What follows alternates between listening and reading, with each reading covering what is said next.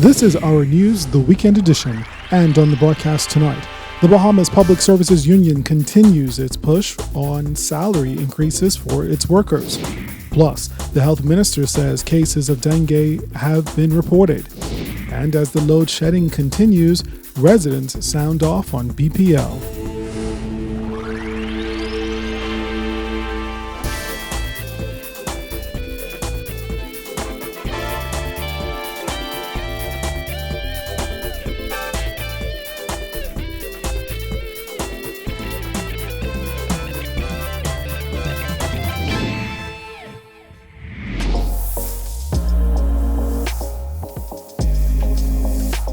Our news is brought to you by Alive. Good evening, I'm Andrew Knowles, and thanks so much for joining us. Officials of the Bahamas Public Services Union say they are still trying to negotiate with the Public Hospitals Authority and the Public Service Minister on several matters laid out in their new industrial agreement.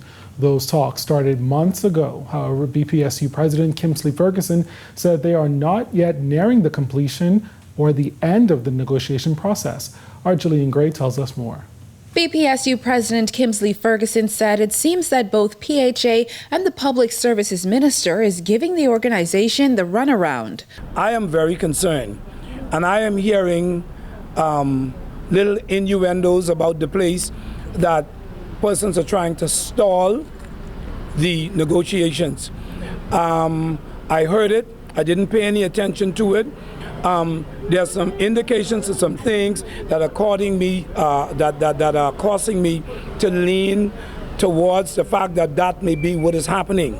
Ferguson said they've been away from the negotiating table with the Public Services Minister for more than 2 months and have heard nothing in regards to their financial proposal. The union also tried to meet with PHA officials on Friday, but that meeting was cancelled. The biggest concern has been that of salary increases for employees. For the public service, the union is proposing a $250 salary increase in the first year, a $2,500 lump sum in the second year, and in the third year, a $200 increase per month in salary. The proposal for PHA employees is similar. I'll give you an understanding of what you're asking for PHA, which would have been a $350 increase, a lump sum payment of $3,500, another increase of $200, and another lump sum payment, and then a salary review. The union president said he has a meeting with the Prime Minister on Wednesday where he will air their concerns. Ferguson added that they are not yet at the point where they need to take action, but said relief must come soon, as many of his members need the increase in salary to stay afloat. We don't want to have to take any extreme measures that's going to affect the operation of the Public Hospitals Authority or the public service. And so we are appealing to those persons in authority, please. Our motto says reasoning together accomplishes. And so we want to be able to reason and arrive at a reasonable resolve so that these persons who are turning the wheels of the public service and the various organizations where members of the public are going to be impacted can receive some sort of relief and assistance in getting their children prepared for school. Reporting for Our News Weekend, I'm Jillian Gray. All right, thanks a lot, Jillian. Minister of Health, Dr. Dwayne Sands, says there have been 2 cases of dengue fever in recent weeks. And according to Sands, both cases have been successfully treated. Yes, we have had at least 2 cases in New Providence, and those cases were thought to be homegrown, as in contracted in the Bahamas.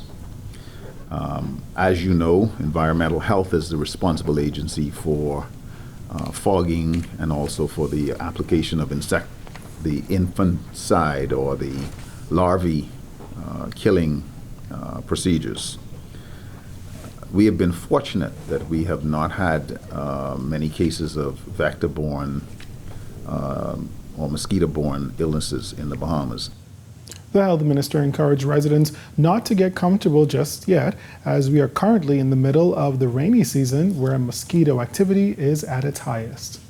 I think it's very important to understand that it's not only the activity of the agencies that do fogging and larvae killing maneuvers. It is also important for people to inspect their premises to make sure that there's no receptacles of standing water, to get rid of paint cans and old tires and so on and so forth. And if we collaborate, we'll maintain the good track record that we've had thus far this year. Bear in mind, though, we're right in the middle of the rainy season, and let's not rest on our laurels yet. So I believe a total of 2 cases of dengue so far. Turning to news from the courts, drama unfolded in one courtroom yesterday after a man groped a policewoman. The brazen act occurred just as serial groper 43-year-old Sidney Cooper was about to be sentenced for groping an 18-year-old girl downtown and causing harm to her back in June. Cooper, who was not handcuffed, lounged towards the officer, grabbed her from behind, and put both hands between her legs. The woman shrieked and fell to the ground as she fought him off. Other officers pulled Cooper off the female officer and started to stomp him as he tried to grab her again.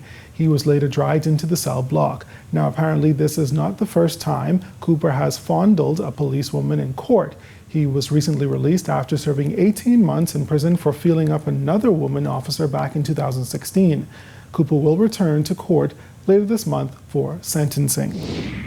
Well, following a week of non-stop load shedding, frustrations ran high as residents demanded answers on the vexing power problems.